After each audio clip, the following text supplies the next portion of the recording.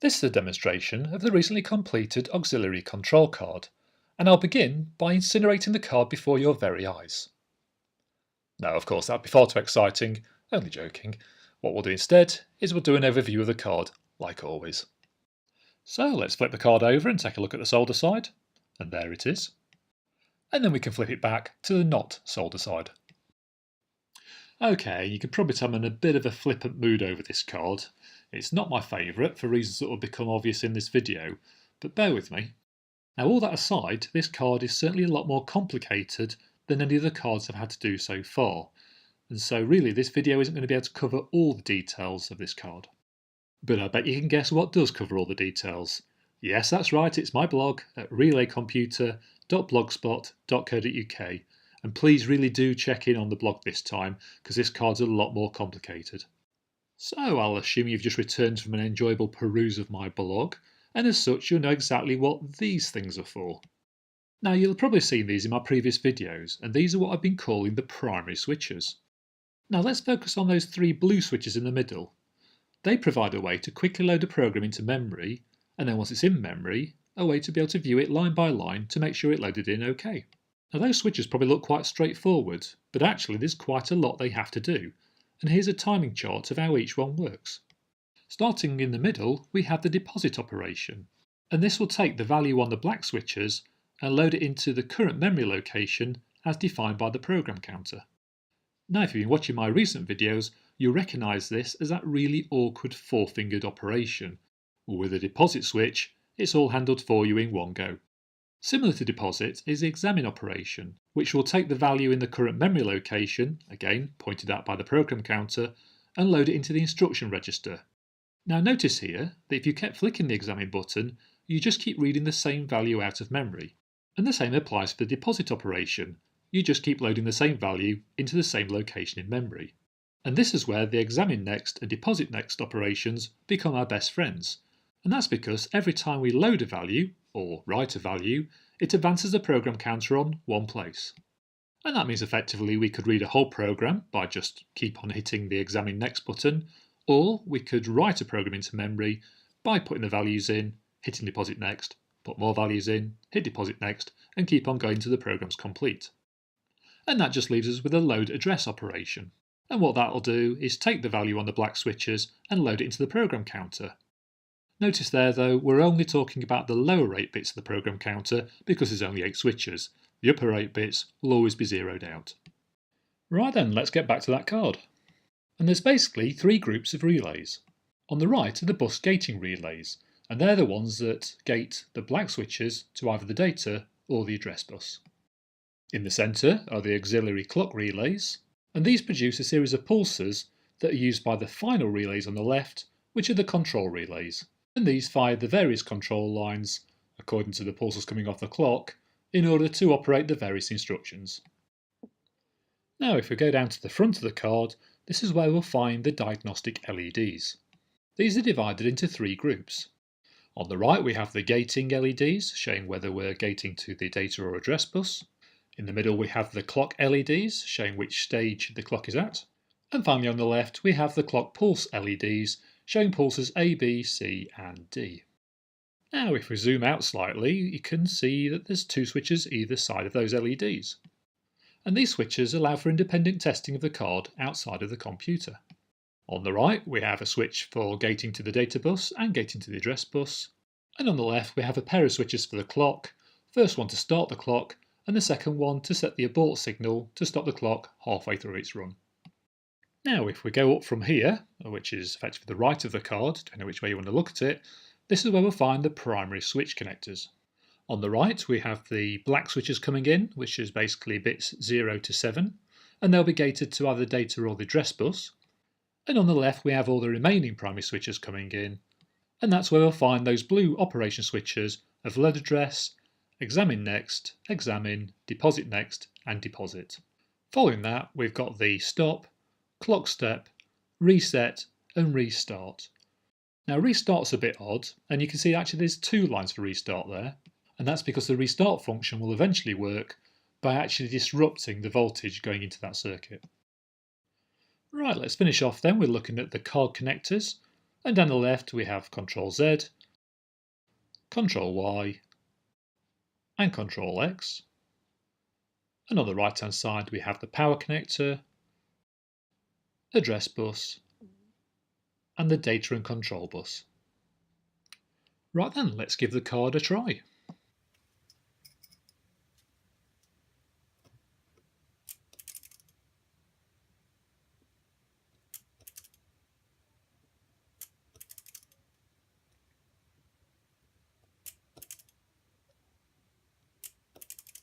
Okay, I'm happy with that. Let's try it in the computer. And just as in my last video, I'm going to use the same simple program that's going to take 2 and 4 and add them together. Right, let's bring the computer in. And I'll set the black switches for the first instruction of the program. Now, all I need to do is hit Deposit Next. And in it goes. Now do the same for the second line of the program. And repeat. And so on.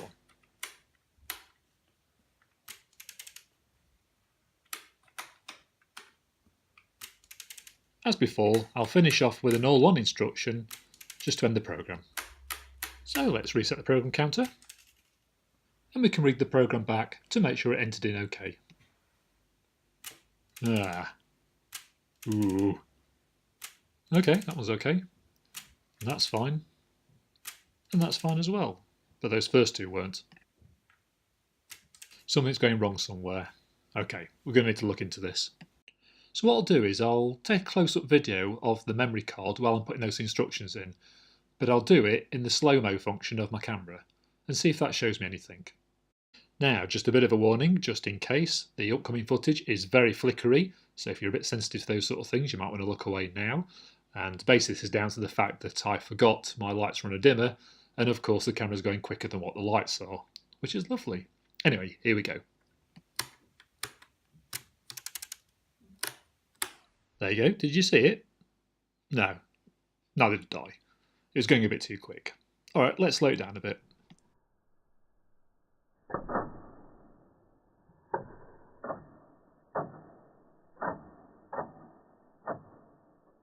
Okay, I think I can see the problem here. Let's go a bit slower again and watch closely.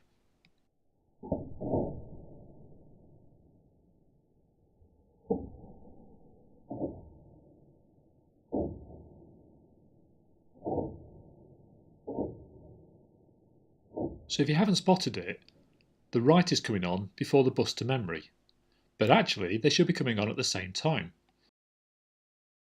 There, see it? Effectively it's writing before the address and data bus are ready. So no doubt about it, that's definitely going to cause a problem.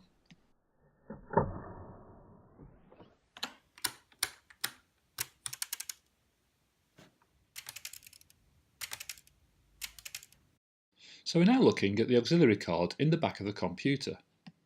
And that's so I can check the problem is what I think it is. So I'm expecting pulses A and B to come on at the same time. But in reality, I think what's actually happening is pulse B is coming on slightly earlier than pulse A. Well, let's give that a check.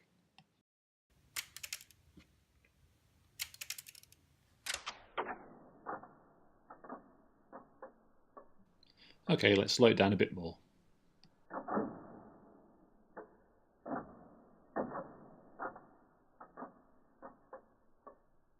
Yeah, there it is. B coming on before A.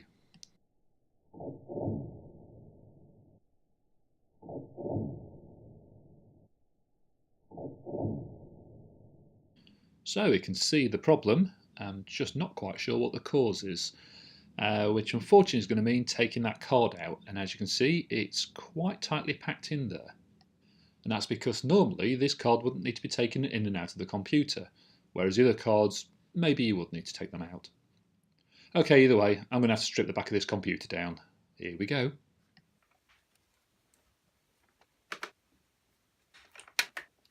This section is probably begging for an incongruous music track. Here we go.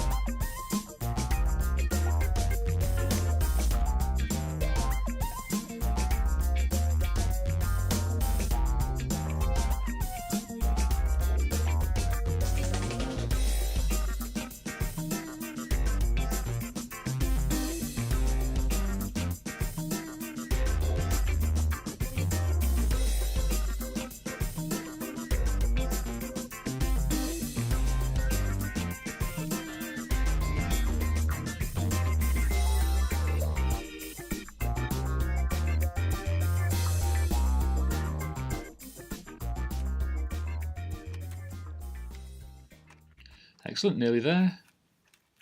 And there we have it, the auxiliary control card. Now, while I've been taking the computer to bits, I've had plenty of time to think about this problem, and I think I know what it is. And if you take a look at the schematic, which shows the first 3 stages of the clock, you can see that there should be a 220 ohm resistor in front of each capacitor. And this limits the amount of current that the capacitor can draw when charging up. Now, isn't hindsight such a wonderful thing? The raw footage that makes up this video is always shot straight after I've done the construction. However, I often do the blog post about how the car's designed in the first place after that. And the schematics I work from are often far rougher than the ones you get to see on the blog. And the ones I had didn't necessarily have the resistor on each stage. Instead, it took me blowing several diodes up to realise that I was drawing way too much current. And so I fixed that by putting a resistor here and here. And that was great, that stopped me toasting diodes, but it also meant that the resistance going into the first capacitor was different to all the subsequent capacitors, therefore the timing is slightly different. So what I really need to do is put a resistor over each and every capacitor instead. Now you can probably see there's not much room in the board for this, so what I'm going to have to do is, if we turn over to the back, I'm going to have to put a resistor soldered directly onto each capacitor, here, here, here, and so on. Right, let's assume I've now done that through the magic of video, and let's give the card a test with those new resistors in place.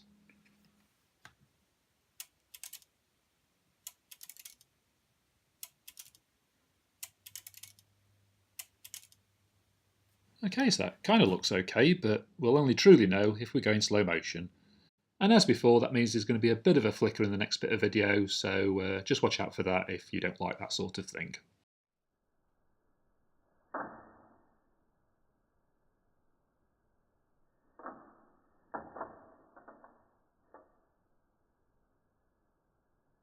Okay, let's look again. Yeah, I think that's looking okay. Let's slow it down a bit. Oh, I'm not so sure now. Let's go a bit slower.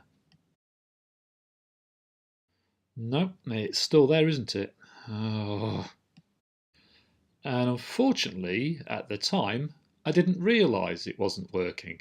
So can you guess what I did? Can you? I did this. That's right, I put the card back in the computer, thinking that it was working absolutely fine. Oh well.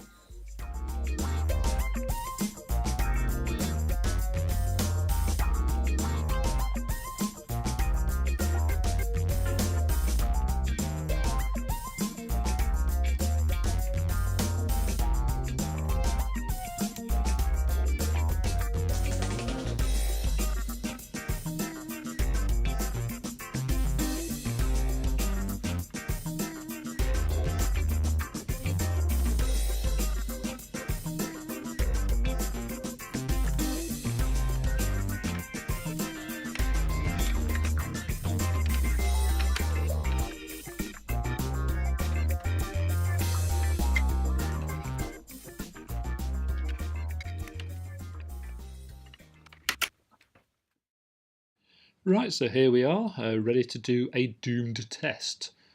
And just to add to the sense of calamity, I've also forgotten to turn the light on, so this video is quite dark, so I apologise for that, clearly making a lot of mistakes at the moment. Well, let's plough ahead anyway, and what I'm going to do is load values 1, 2, 3, 4 and so on into memory, and then read them back and see if that all worked.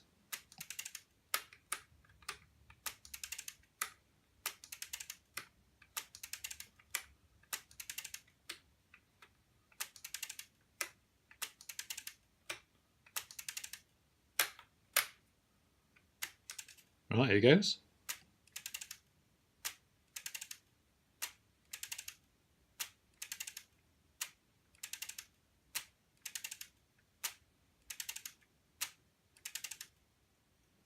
Quelle surprise, that didn't work. Okay, you know what this means, don't you?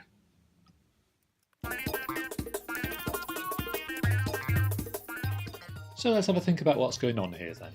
Pulse B is coming on before Pulse A, although it's a very small amount of time it's coming on before it. In fact, it's so tiny. But Unfortunately for the memory chip, that does matter because the memory chip's fast enough to know the difference. Now, as it turns out, even if those pulses were coming on at the same time, it's still in dodgy territory. And that's because it might take slightly longer for the address bus and the data bus to settle before we start hitting the memory write line. And if they haven't settled, it means we'll overwrite other locations in memory. Either way, it's going to be quite bad. So really what I want to do is introduce a delay for the memory write line so that it comes on after everything else has settled down. And the thing that's probably going to cause a delay elsewhere is the time it takes for each individual relay to come on. So how about this? How about we stick 3 relays together and join the gates up, so effectively you've got a waterfall effect of 3 relays. And that should introduce a delay that takes 3 relays time to come on. Here's a graph of what that would look like. So all I need to do then is just cut this into the memory write line, and that should give me that delay that I need. First though, let's give it a try on its own.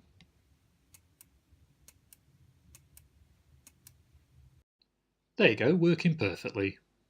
What do you mean you can't see it? Okay, more slow-mo, and just remember again, we're going to get a bit of flicker here.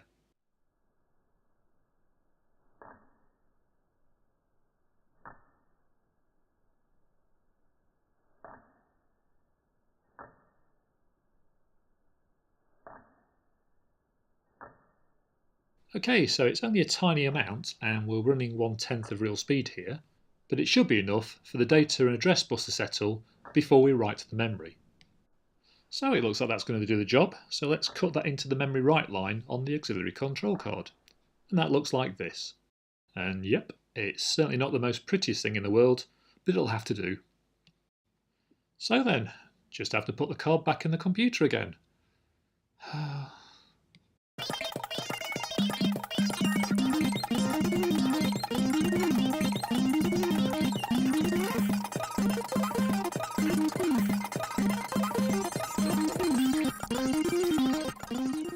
Okay, card's in. Let's rerun the same test as before.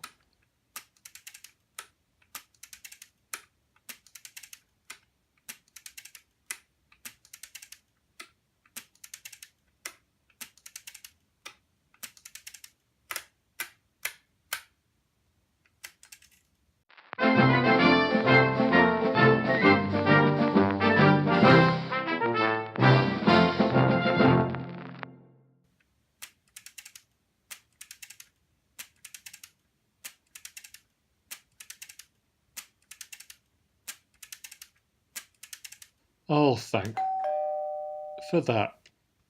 Right, so finally, the auxiliary card is now working as it should do, and we can go back to running a program through the computer, just like we tried to earlier on in the video.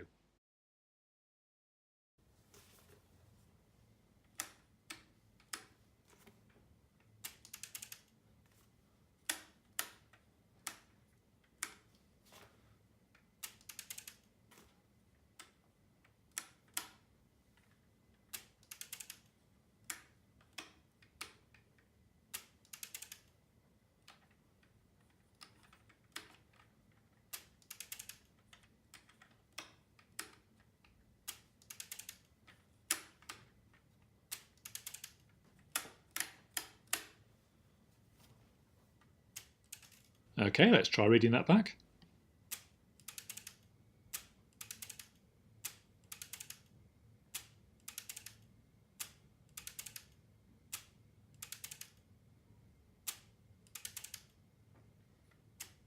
Fantastic, that's all as it should be. So let's give it a run.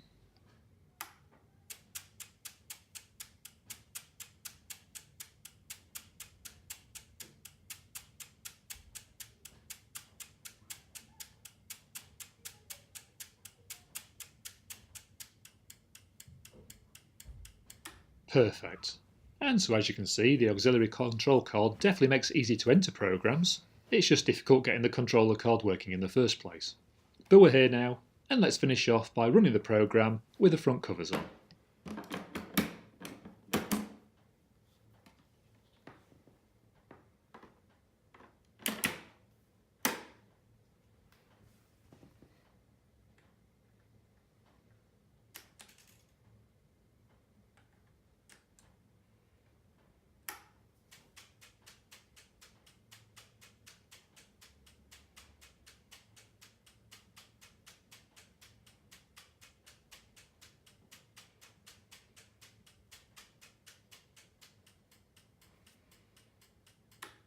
And there we go, auxiliary card complete. And actually that pretty much gets the computer to its first milestone too. It can run a simple program that's actually quite simple to enter. As always, you can find more information at my blog at relaycomputer.blogspot.co.uk. In my upcoming videos, I'll cover the instruction set as it currently stands, and also I think it's probably time to do an updated overview video. And I guess that just leaves the question of what comes after that, and really I think the next sensible milestone is to get the computer doing branching logic, and that's where the programs will start getting really interesting. But that's it for now. Thank you so much for watching, and as always, please feel free to like, comment and subscribe, and I'll see you next time.